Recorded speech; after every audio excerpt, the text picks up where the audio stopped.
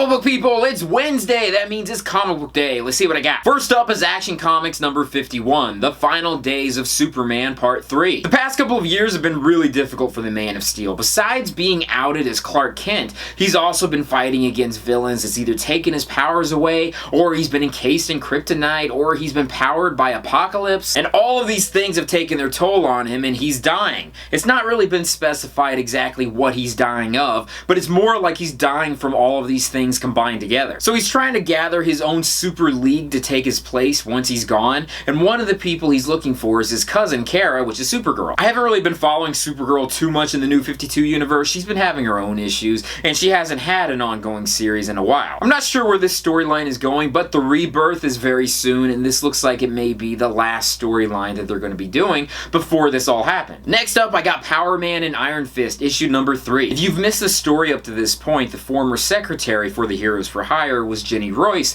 She was arrested and put in prison for a while, and she blames Luke Cage and Iron Fist because of this. And she tricked them into stealing a Super Soul Stone, which is a mystical object that now, of course, is making her evil. The next issue looks like it's going to be the big climactic battle between them and her, although I have a feeling there's going to be more to this, and it's going to lead up to issue number 5. It's a really great series, and I'm loving the storyline a lot, too. The only problem is I'm not a big fan of the artwork. It's the only thing that I don't like about it. Next up is all new X-Men number 8. Honestly, this feels like it's a filler issue. Hank McCoy, or the younger version of Hank McCoy, also known as Beast, goes to Doctor Strange for help. The original X-Men that were plucked out of their timeline and put into today's timeline still can't get back. Hank is trying to do this scientifically, and he decides, hey, why don't I try to find out from the mystic arts and see if they can help instead? Enter Doctor Strange, who can't do anything for them, but that's not a big surprise. Even though time travel seems to be possible all throughout the Marvel Universe, now they can't seem to do it. Like I said, filler issue. Next up is the Mighty Thor number 6. We're teased with the idea that Odinson, because he's no longer called Thor because he can't lift the Mjolnir anymore, he's not worthy apparently,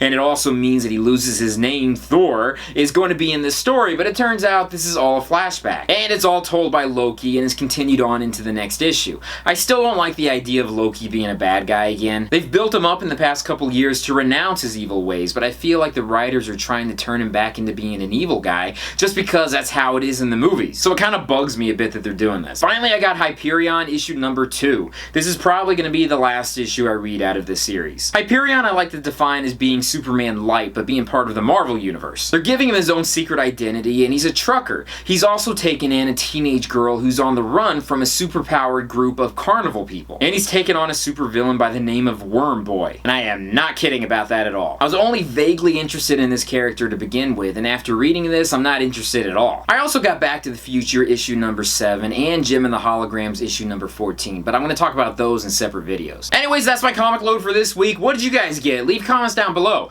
Thank you guys for watching me in this video. Be sure to check out my Patreon site, my website, my social media sites, and everything else out there. Peace, love, namaste, and I'll see you guys later. Peace.